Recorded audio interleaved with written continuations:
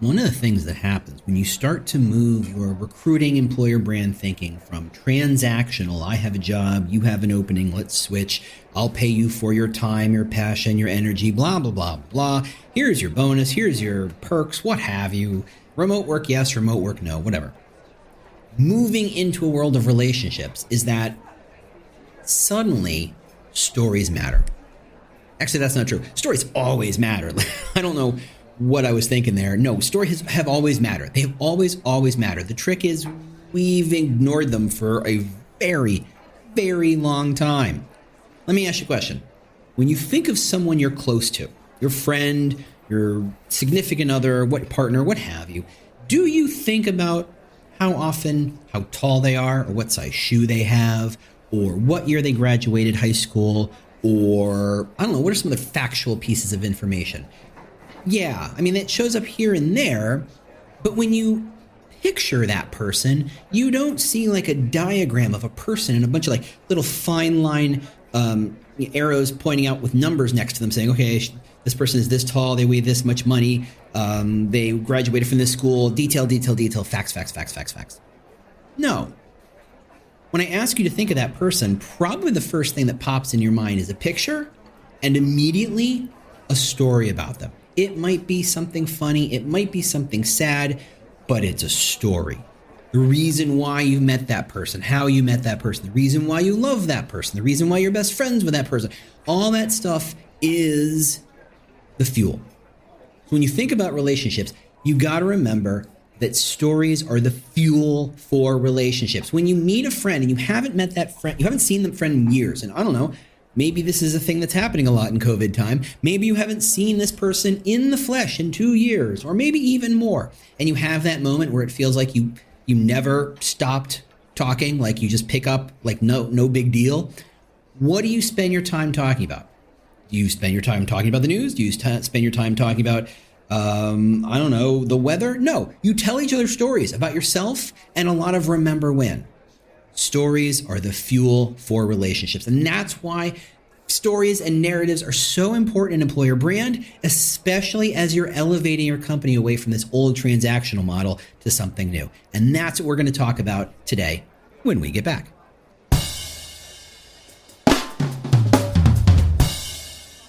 Hey everybody, James Ellis, how you doing? Welcome to the Talent Cast. This is season 2. It is Talent Chooses You, the audiobook, the podcast, version 2. Yay, I guess. I don't know. I have no official title for this project other than I'm doing it again and I'm trying to do it more. How about better? How about that? How's that? Special thanks to recruitmentmarketing.com for sponsoring the entire season. We're coming on halfway point. Just keeping way markers here. This is like episode, I actually have this written down somewhere. This is episode, you know what? You're going to listen to me click on things. This is episode 12. We have 27, 28 kind of, earmarked. So we're coming up on halfway point. So that's good.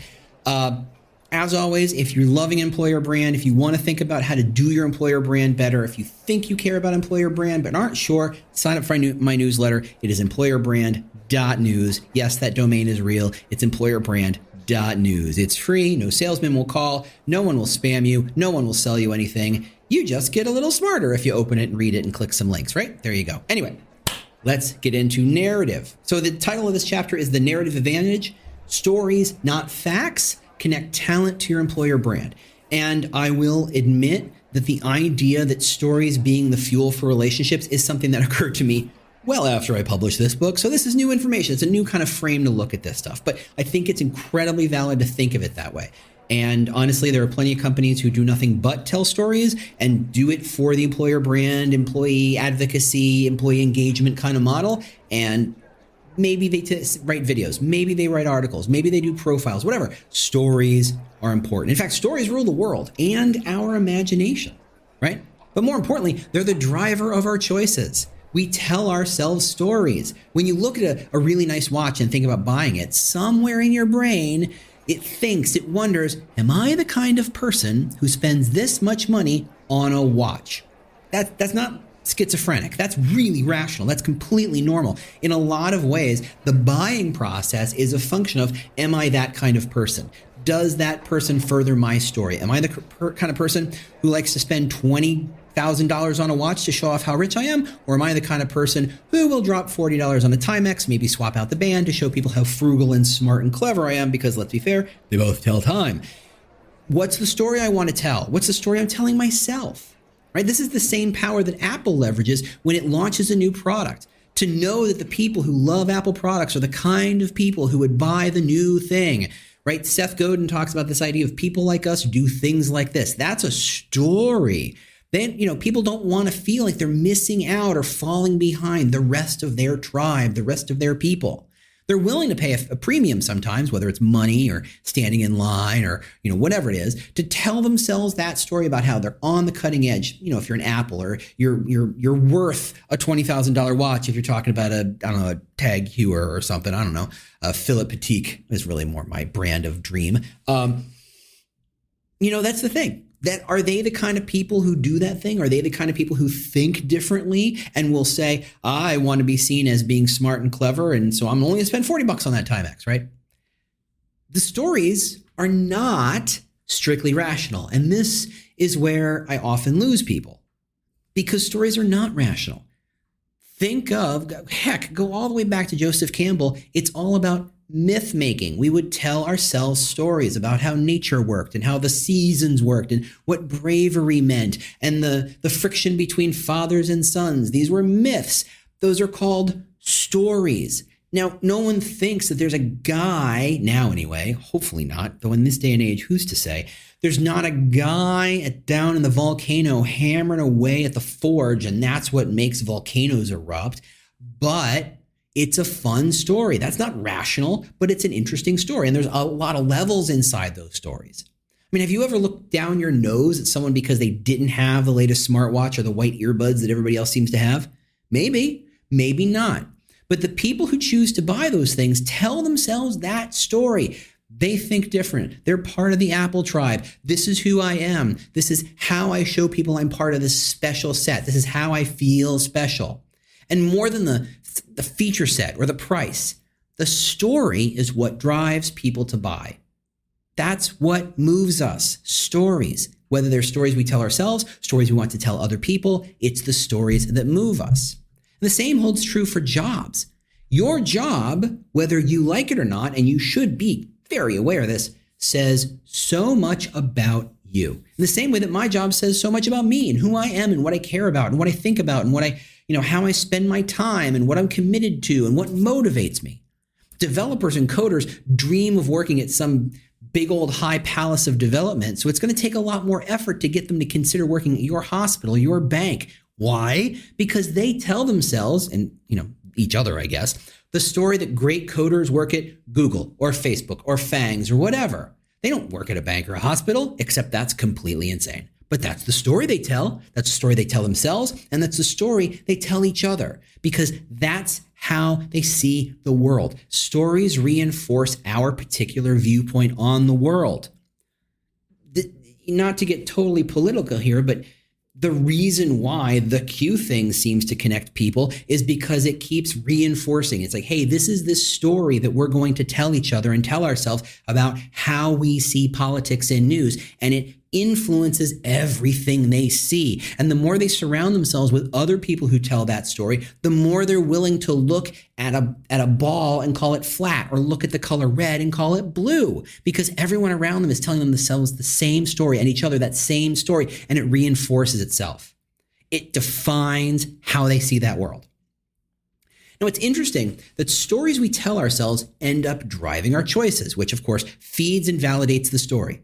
It is actually a feedback loop. You tell a story, you do the thing, thus the story must be true. It's a kind of self-fulfilling prophecy. One that you, an employer brand, need to break just a little bit in order to be useful, in order to be heard. If people look at your brand and say, I'm not the kind of person who works there, well, you've got to figure out who is the kind of person who works there? What is their tribe? What do they care about? And start to open that up a bit so that some of the people, not all of it, you're not going to change people's mindsets and worldviews. They can see that potentially they have a spot inside this world. Again, as Seth Godin talks about it, Branding is this idea that people like us do things like this. People like us that are recruiters maybe do things like this, get LinkedIn recruiter seats. We tell ourselves that story. I've been in businesses where recruiters have complained about not having access to recruiter seats.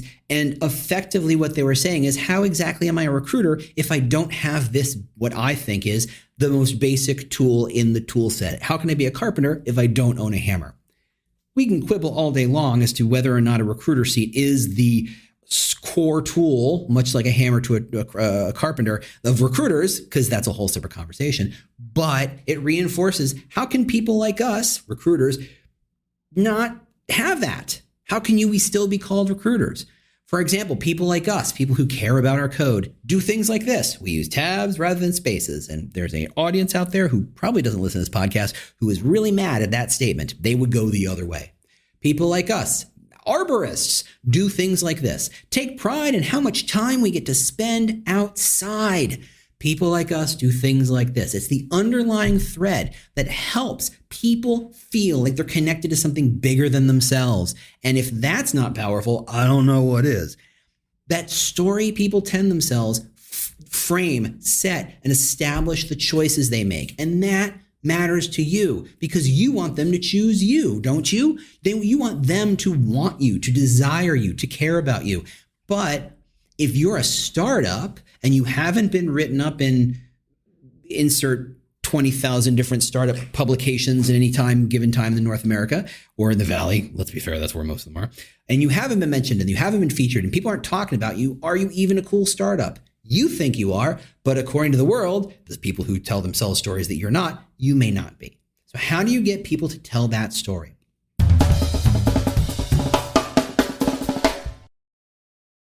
The world's best-known investor and Wall Street expert Warren Buffett once said, "Wall Street is the only place that people ride to in a Rolls-Royce to get advice from those who take the subway." Mr. Buffett's quote is remarkably accurate, but how many people would rather receive advice from him than someone simply guessing? Welcome to Buy, Hold, Sell, your single source for Wall Street knowledge and profitable guidance. Please join me, Todd Schoenberger, and fellow trader Tobin Smith, as well as host Veronica Dudo, for a podcast known to move the needle for investors. Tobin and I are seasoned Wall Street executives with deep investment experience, and we are prepared to share our advice to those who choose to listen. Download Buy, Hold, Sell today on the Evergreen Podcast Network or your favorite podcast channel.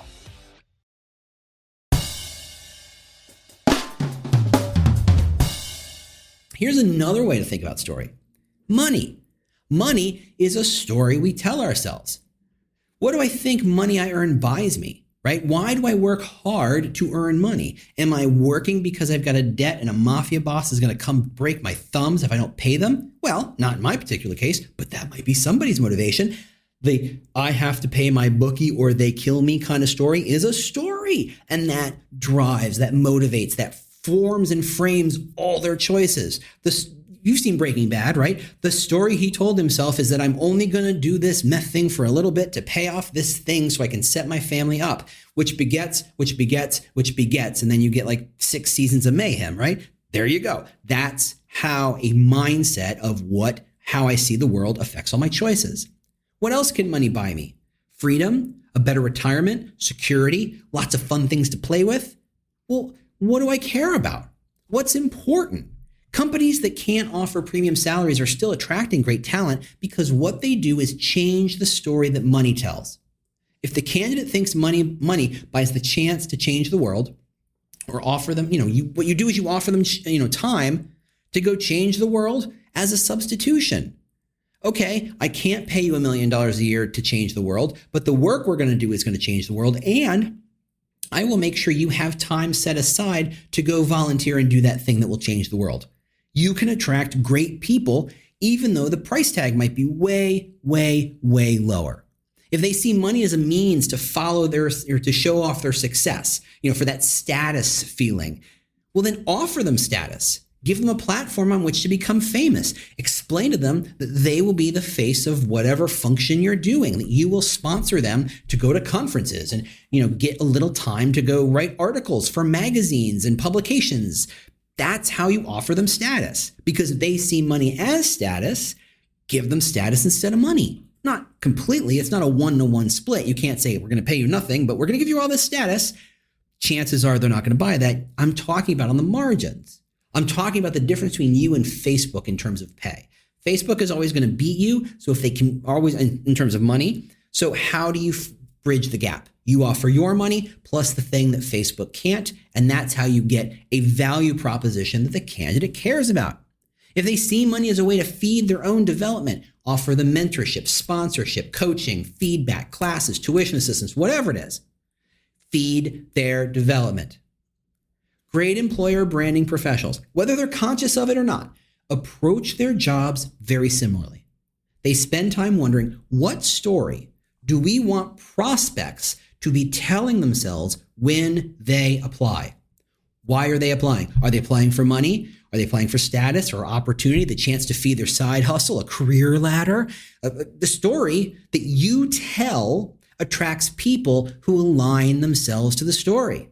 It reinforces that story that they tell themselves, remember, feedback loop, and connects the dots, leading to higher quality candidates, better interviews, higher acceptance rates, all that great stuff. Better talent, stuff like that.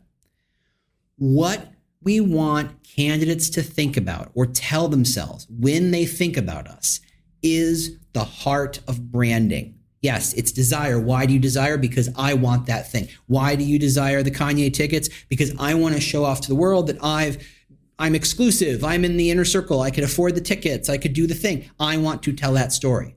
And when they click that buy ticket now, regardless of the insane price tag associated with it, they see it as a value. And because it feeds a motivation, it feeds and reinforces the story they tell themselves. So if you don't understand what story your candidates are telling themselves when they click that link, that apply button, you're up a creek. You are lost. You need to understand why people apply, and not just because they want a job. Duh, yes, of course. But dig deeper, go under that, beyond that. People don't want, and this is important, people don't want a job. At least any good talent doesn't want a job. Great talent can get any job. They can get almost any job they want. They have their choice. Great talent wants the job. So how do you show your the job? By telling a story that aligns with their story about themselves. Here, I'm going to tell you a story about how stories matter. There is there's a website in Britain. I'm pretty sure it's Britain. Let's call it Europe. I mean, we can still call Britain and Europe. It's part of Europe, right? It can not on part of the continent, but part of the larger continent. Anyway, let's not get into politics. Brexit is stupid. Anyway, moving on. So there's this website that sells used stuffed animals, which is really kind of impressive because you're like, what? Stuffed animals. The story they tell is they actually started the business because they were working in a consignment shop or they were working in a donation shop, and they were seeing that most of the stuffed animals being donated were getting thrown into the pet toy aisle, right? They were saying, well, it's overly loved. It's probably could use a wash. It doesn't look great. Kids aren't going to want it. Throw it to the dogs. Or they would actually get thrown in the garbage.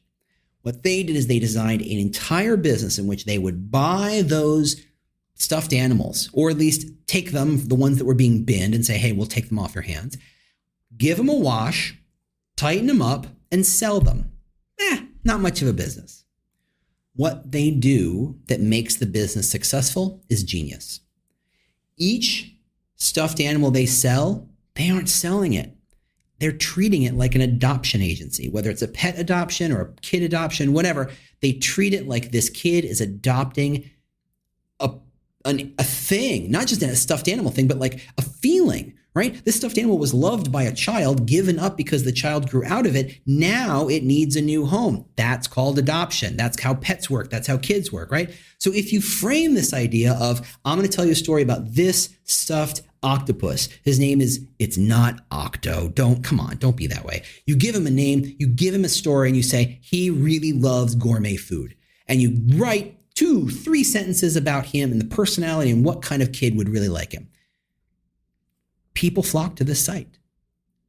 It's used, stuffed animals, this thing that has almost no functional value, suddenly people are paying a premium for because The story. The story sets the frame. It says this is why you should engage. It tells the story. You're not going to a website to buy a stuffed animal. You're going to adopt it. And there's a fee, by the way, not surprisingly, because it's a for-commerce store, whatever. But everything is framed inside this story of the adoption agency. Absolute genius. Absolute genius. Stories stick. And while stories stick, facts just rot. What's the biggest company in the world? Well, it depends on the moment you look at the stock market. The answer is always changing. Other facts change, much like people's perception of who the best employer in your area is, who's got the big recent investment, who won an award, who's in the news for a good thing, who's in the news for a bad thing. These are facts. And sadly, too many companies rely on those facts as the foundation for their brand, not realizing that those facts are absolutely tenuous. Are you the number one company in the world? Congratulations. What's tomorrow look like? Trust me, Elon and I guess Jeff Bezos now, I guess he's not in charge, but he still owns most of the stock. They have some thoughts on who's the biggest company, who's the richest person. They have some thoughts on who's the top employer. Google, sure, Google's been the number one employer for years and years and years. You think that's a forever thing? Oh, no. Cracks are forming in their employer brand. Trust me. Nothing that's factual stays. Nothing is. GM is splitting into two different companies. Nothing that's factual stays. Facts rot. And they are very little impact on the candidates. They set and help you kind of reinforce the story you're telling, but by themselves, they tell you almost nothing. But if you tell a story about how much you care for your employees and how hard you work to launch a product, how successful your employees became on their own time after, with you, or, just the stories of people, those stories can live forever. Facts will shift, facts will move, but your stories will stay forever. Nordstrom has been dining off their story about how someone once returned a product and the company accepted the return and issued them credit for a product they've never sold. They told it as a story. It sets their brand. It tells everybody what Nordstrom's is all about. Customer service, go beyond, go above and beyond. And that happened once. It happened 30 years ago, and they're still trading on that. We still talk about Nordstrom's as the height of customer service. One story like that can live forever, it feels like, especially in this kind of age. What should make the candidate feel positive about your brand? That's the question. That's the story you want them to tell themselves. That's the story you want them to absorb. Ever see a company touting that award that they won for a great employer 4 years after winning it, right? Well, we won it in 2018. Well, okay, but this isn't 2018, and apparently you've been on the decline, so yay, good for you. In fact, to me, it makes it worse. Like, so wait, you know how to be a great employer, but you've chosen not to do that stuff anymore? Interesting, huh? Okay, keep talking. Right? Should that idea make a candidate feel positive about the brand because the company once had the capacity to be a great employer, or negative because those days are in the rearview mirror? Your employer brand is the why, as in, why should I work here? What should I expect? Why should I care about working here? What is the value proposition? It's the answer to the question of why. But that why in itself is a formula in two parts. The statement, why should I think about working here, is actually, why should I, individual person, think about working here, this particular team, company, office? The two sides, the I and the here, need to be considered at the exact same time with exact equal weight. You can talk about how great it is to work here, but if it doesn't relate to the I in this statement, a la me, who cares?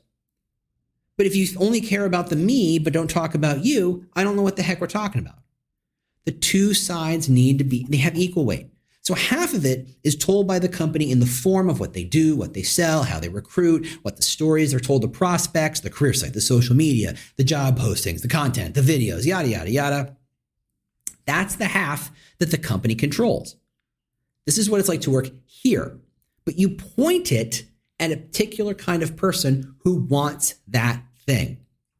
That idea tells and decides what stories you're going to convey to the world. And honestly, if you don't, the second half exists in the candidate's mind.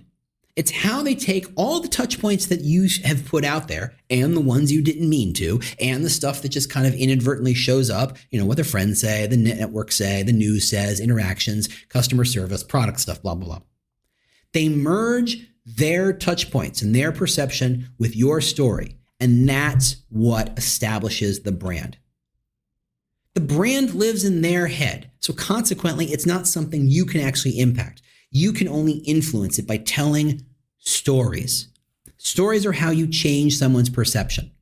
When I told you the story about the company that sells stuffed animals, your immediate reaction went, really? And then I told you the story about the adoption agency and told you they were making money, and you went, that's a really interesting thing. And I guarantee you, that is a story you will tell someone one day. Because it's a story that sticks in my head. It's probably a story that sticks in your head. It's not a fact that sticks in my head. It's a story. Could I tell you what the name of the company is? Nope. Could I tell you what country they exist in? Nope. Could I tell you how many animals they did or any kind of facts about the company? What I can tell you? The story. An employer brand is the sum of what you project and what they absorb. And it is collectively told story. It is a cooperatively told story.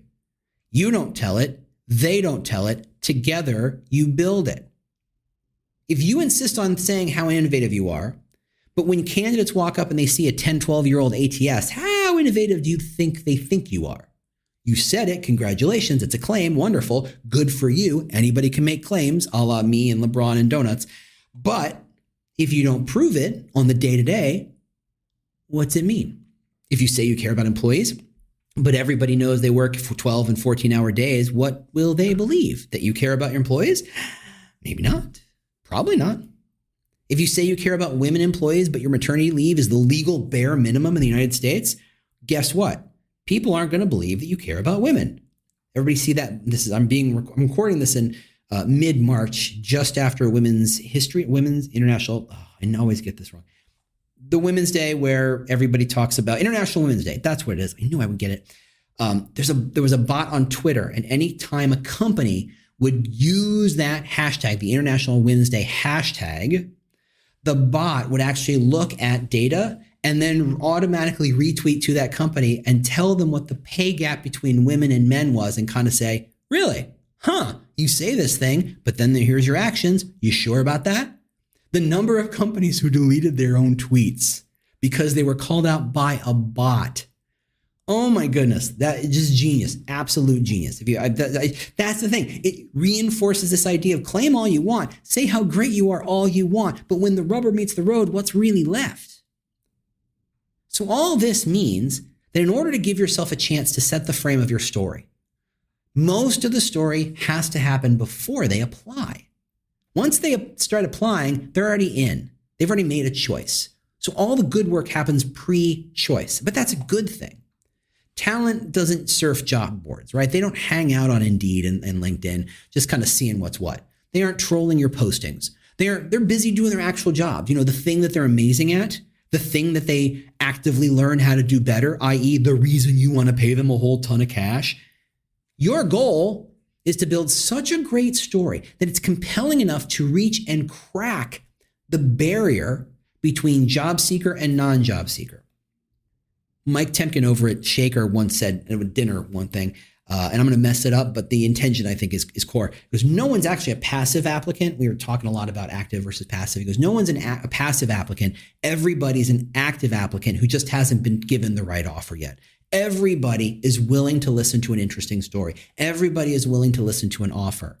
So if you need to engage those audiences, you need to kind of crack that barrier, say something so compelling that it's not designed just to engage the talent seeker, who, by the way, I'm not talent seeker, the job seeker, whose bar are so low, they will read things like job postings, despite the fact that they are the worst written things ever in human history. They make legal guidelines sound warm and fuzzy. And that's a great indication of how desperate people are to apply for a job if they actually read the job posting. And I've seen some of yours. They're horrible. Some of mine are horrible too. So I'm not casting aspersions. But to be fair, no one reads a job posting who isn't desperate for a job. The people you want to engage aren't that desperate. The bar is higher. Things like how, where, and what story you tell should be true to you. It should be actual. It should be engaging and real and authentic, but it's got to be meaningful to them, to someone who isn't interested in learning about your values, for example. Your values may be amazing, but what do I care? I don't work there. I have a job. I'm very happy where I am. Why on earth would I want to read that information? Take that value story, wrap it up in an engaging story about how someone made a decision at work or how someone made a decision that affected the company using the values.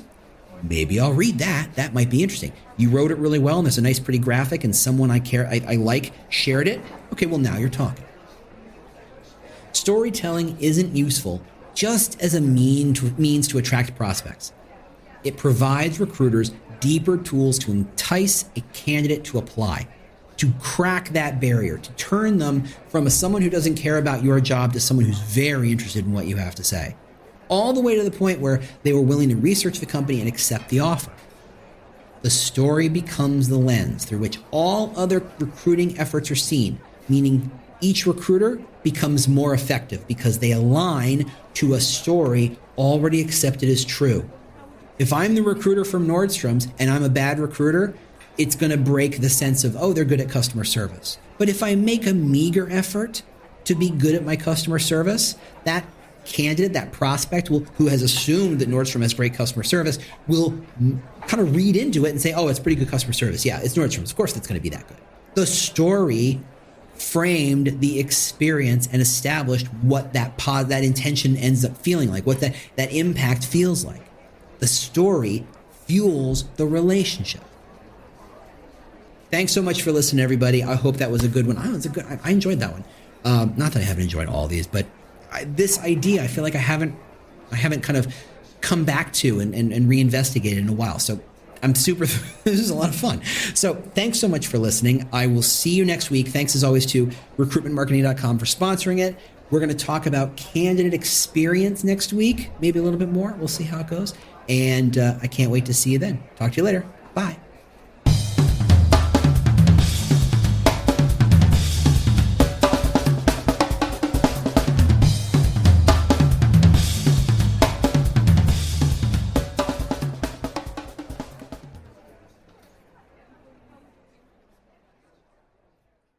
Do you love news about LinkedIn, Indeed, Google, and just about every other recruitment tech company out there? Hell yeah. I'm Chad. I'm Cheese. We're the Chad and Cheese Podcast. All the latest recruiting news and insights are on our show. Dripping in snark and attitude. Subscribe today wherever you listen to your podcasts. We out.